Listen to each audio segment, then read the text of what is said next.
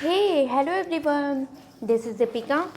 Welcome to AD Commerce classes. Now, today in this video, we are going to discuss 5 questions of teaching aptitude which were asked in 2017, 22 December 2017.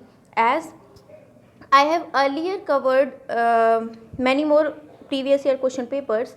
If you people are new in this channel, please watch those videos also. I have covered July 2018, December 2018 and some questions of December 2019 and this paper logical reasoning and research aptitude as well. Okay, and in this video we are going to discuss 5 questions or 6 questions of teaching aptitude which were asked in 2017. So let us start our video. Effectiveness of teaching has to be judged in terms of, भाई effectiveness of teaching कैसे जज होगी, मतलब teaching हमारी effective कब होगी. Course जल्दी से जल्दी हम पूरा करवा दें या अपने टाइम पर हम अपना कोर्स करवा दें, इसका मतलब हमने इफेक्टिव टीचिंग की? नहीं, ऐसा तो नहीं है. स्टूडेंट्स इंटरेस्ट, भाई स्टूडेंट को जो चैप्टर अच्छा लगे, जिसमें इंटरेस्ट हो वो चैप्टर हम पढ़ाएं. जो डिफ़िकल्ट हो, जिसमें स्टूडेंट को इंटरेस्ट ना हो, वो हम ना पढ़ाएं. ऐसा भी नहीं है सब कुछ ही पढ़ाना है हमें. Now learning outcome of student, हाँ ये सही बात हो सकती है कि भाई learning outcome of student, for example हमने एक चैप्टर पढ़ाया, फिर हमने उसका टेस्ट लिया, हमने देखा कि लर्निंग आउटकम क्या निकला, बच्चों को हमारे कितना समझ में आया, उनको समझ में आया है तो that is effectiveness of teaching. अगर उन्हें नहीं समझ में आया है तो that is not effectiveness of teaching. Okay, now fourth point है use of teaching aids in classroom. ज़्यादा से ज़्यादा हम टीचिंग एड्स क्लासरूम में यूज़ कर लें, वो उसका मतलब है कि इफेक्टिवनेस ऑफ टीचिंग हो गई? नहीं, ऐसा नहीं है. आप कुछ भी पढ़ाओ, कैसा भी पढ़ाओ, आपके एस्पिरेंट्स का रिज़ल्ट या आउटकम अच्छा आना चाहिए. ठीक है, आप कम, आपके पास रिसोर्स हैं, आप कम यूज़ करो, बट जो रिज़ल्ट आए वो पॉजिटिव आए. ठीक है, तो वो आपकी इफेक्टिवनेस ऑफ टीचिंग होगी. फॉर एग्जांपल मैंने अपनी वीडियो में कम रिसोर्सेज यूज़ करें, मैंने कोई पीपीटी के थ्रू नहीं, मुझे जैसे समझ में आया मैंने बहुत सिंपल वे में समझाने की कोशिश की. इससे ये है कि बच्चों को समझ में आ रहा है, इसका मतलब इफेक्टिवनेस ऑफ टीचिंग है, लर्निंग आउटकम स्टूडेंट्स का अच्छा है. और मैं बहुत सारे संसाधन यूज़ कर लूँ, बहुत सारे रिसोर्स यूज़ कर लूँ, पीपीटी, ये डायग्राम, वो डायग्राम, फिर भी मैं एक्सप्लेन ना कर पाऊँ, एलेबोरेट ना कर पाऊँ अपनी चीज़ों को, that is not effectiveness of teaching. I hope ये समझ में आ गया होगा. 25th का ऑप्शन नंबर सी करेक्ट है इस पर्टिकुलर क्वेश्चन के लिए. Now we move on to our second question. In which teaching method learner participation is made optimal and proactive. भाई ऐसा कौन सा मेथड होता है जिसमें जो लर्नर का पार्टिसिपेशन होता है वो प्रोएक्टिव होता है, मतलब प्रोएक्टिव सक्रिय होता है, एंड मेड ऑप्टिमल एंड सक्रिय, ज़्यादा से ज़्यादा और सक्रिय हो. ठीक है, मतलब लर्नर की सहभागिता उसमें ज़्यादा हो, टीचर की बहुत कम हो, और लर्नर हमेशा सक्रिय रहे, हमेशा ऑप्टिमम अपना बेस्ट करे. तो वो किस में होगा? Discussion method. देखो डिस्कशन मेथड में बेसिकली हमारा एक कोई डिस्कशन मेथड क्या होता है अभी मैं बताती हूँ. Buzz session method, brain storming session method और प्रोजेक्ट मेथड. देखो डिस्कशन मेथड में varieties of forum for open ended collaboration या फिर कोलैबोरेटिव एक्सचेंज ऑफ आइडियाज़ होते हैं अमंग टीचर और स्टूडेंट के बीच होता है, दैट इज डिस्कशन मेथड. बस सेशन मेथड मतलब शॉर्ट पार्टिसिपेशन सेशन होता है वो लार्जर ग्रुप में, दैट इज बस सेशन मेथड. ब्रेन स्टॉर्मिंग क्या होता है कि क्रिएटिव टेक्निक को यूज़ करके जब कंक्लूजन पे आते हैं, that is brain storming. Project method क्या होता है? मीडियम ऑफ इंस्ट्रक्शन होता है जिसमें चिल्ड्रन सॉल्व करते हैं एक पर्टिकुलर प्रॉब्लम को काफ़ी समय तक, मतलब एक दिन नहीं सॉल्व हुई तो दूसरे दिन नहीं सॉल्व हुई तो तीसरे दिन, ऐसे करते करते उन्हें वीक्स भी लग सकते हैं.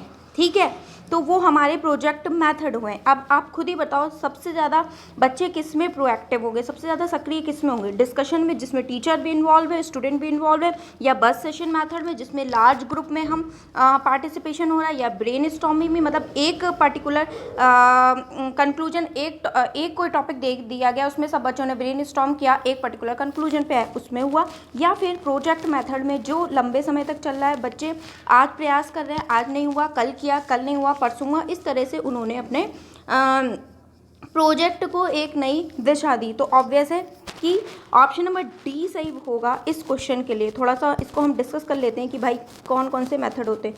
देखो, discussion method are a variety of forums for open ended होते हैं डिस्कशन मेथड, ठीक है। कोलैबोरेटिव एक्सचेंज ऑफ आइडियाज़ होता है टीचर और स्टूडेंट के बीच में for the purpose of further student thinking, है ना। टीचर और स्टूडेंट के बीच में हमारा कोलैबोरेशन होता है, एक्सचेंज ऑफ आइडियाज़ होते हैं, वो अपनी प्रॉब्लम को सॉल्व करते हैं अंडरस्टैंड करके। मतलब डिस्कशन इन द सेंस कि 60-40 का रेशियो आप बोल सकते हो या 50-50 का रेशियो बोल सकते हो कि डिस्कशन हुआ क्लास में कुछ, ठीक है। बस सेशन क्या हुआ? Buzz session or short participative session, short participation session हुए that are deliberately build into a lecture or large group. छोटे छोटे पार्टिसिपेटिव सेशन होते हैं जो कि लार्ज ग्रुप में कन्वर्ट किए जा सकते हैं exercise in order to stimulate discussion and provide student feedback. फिर उस डिस्कशन से एक प्रॉपर फीडबैक निकलता है जो हम अपने स्टूडेंट्स को प्रोवाइड करते हैं, ठीक है। ब्रेन स्टॉर्मिंग एक ग्रुप की क्रिएटिविटी होती है, क्रिएटिविटी टेक्निक होती है जिसमें efforts are made to find, जिसमें एफर्ट्स करे जाते हैं कि क्या फाइंड आउट करने के लिए, कंक्लूजन फाइंड आउट करने के लिए किसी स्पेसिफिक प्रॉब्लम के लिए, ठीक है। By gathering a list of ideas spontaneously contributed by its member. मतलब वही है कि 4-5 बच्चे इकट्ठा हुए, एक प्रॉब्लम दे दी गई, फिर उसे सॉल्व करा, उसे सॉल्व करके वो एक कंक्लूजन पे आए, that is brain storming. Project method क्या हुआ? Project method is a medium of instruction by which children solve a practical problem. इसमें क्या कहते हैं, बच्चे सॉल्व करते हैं प्रैक्टिकल प्रॉब्लम को, काफ़ी दिन तक वो सॉल्व कर सकते हैं, मतलब 1 दिन 2 दिन 3 दिन या वीक भी लग सकते हैं उन्हें। It may involve building a rocket, designing a playground, publishing a newspaper, ये सारी चीज़ें हो सकती हैं। इन सब में सबसे ज़्यादा स्टूडेंट एक्टिव कब होंगे? प्रोजेक्ट मेथड में। क्यों होंगे मैंने बता दिया, ठीक है। Now we move on to our third question. One of the most powerful factor affecting teaching effectiveness is related to the। तो इन्होंने बोला है कौन सा ऐसा मोस्ट पावरफुल फैक्टर है जो टीचिंग को इफेक्टिवनेस बनाता है या टीचिंग इफेक्टिवनेस से रिलेटेड होता है। Social system of a country, country में हमारी सोशल सिस्टम क्या चल रहा है, इससे तो कुछ भी नहीं होगा। इकोनॉमिक स्टेटस क्या है हमारी सोसाइटी का, इससे टीचिंग इफेक्टिव होगी? बिल्कुल नहीं। इससे क्या मतलब है टीचिंग का? प्रिवेलिंग पॉलिटिकल सिस्टम क्या है प्रिवेलिंग, या क्या करंट में पॉलिटिकल सिस्टम चल रहा है, इससे कोई मतलब होगा इफेक्टिवनेस ऑफ टीचिंग में? बिल्कुल नहीं।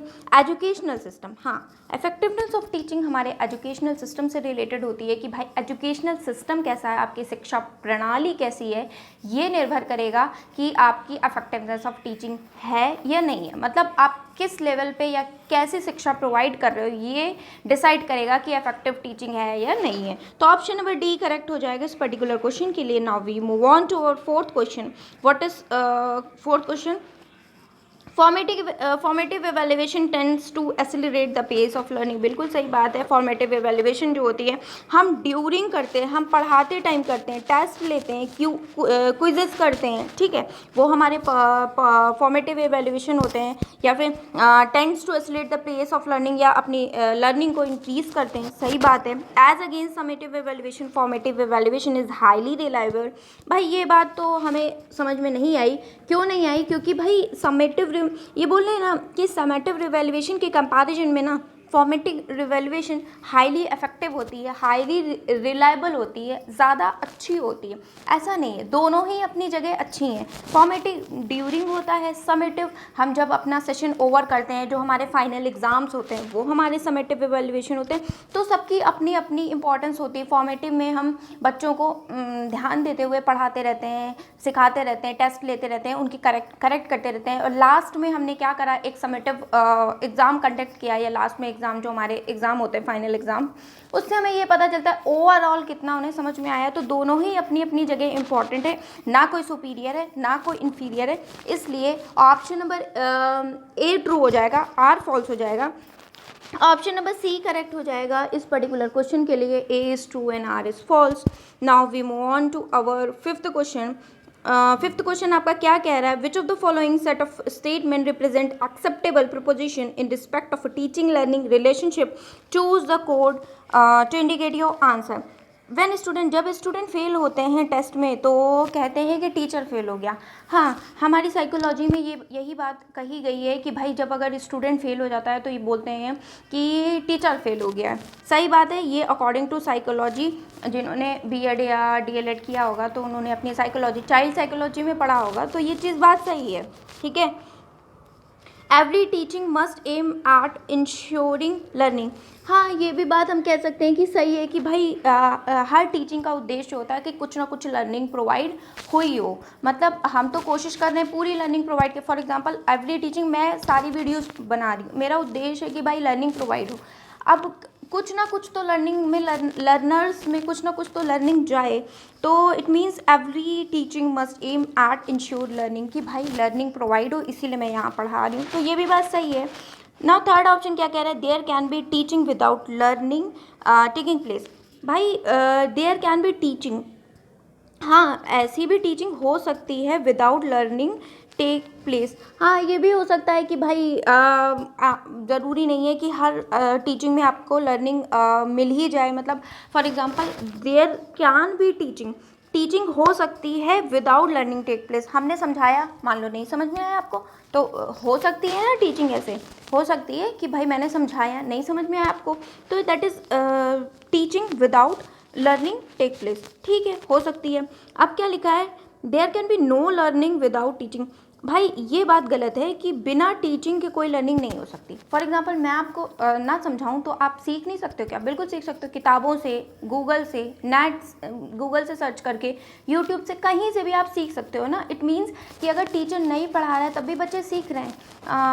हाँ, ये बात सही है कि भाई टीचर अगर नहीं पढ़ा रहा है या कहीं से भी आस पड़ोस से कहीं से भी बच्चे ने सीख लिया, that is teaching can be no learning, there can be no learning without teaching. ये गलत है भाई, there can be learning without teaching, ये होता तो ये ऑप्शन सही होता, इसलिए ये ऑप्शन गलत है। नो लग गया इसलिए गलत है। क्यों गलत है मैंने बता दिया आपको। ठीक है, तो फिफ्थ क्या लिखा है, a teacher teachers but learns also. भाई ये बात सही है कि टीचर ना कि खाली टीच करता है, वो पढ़ाता भी है ना।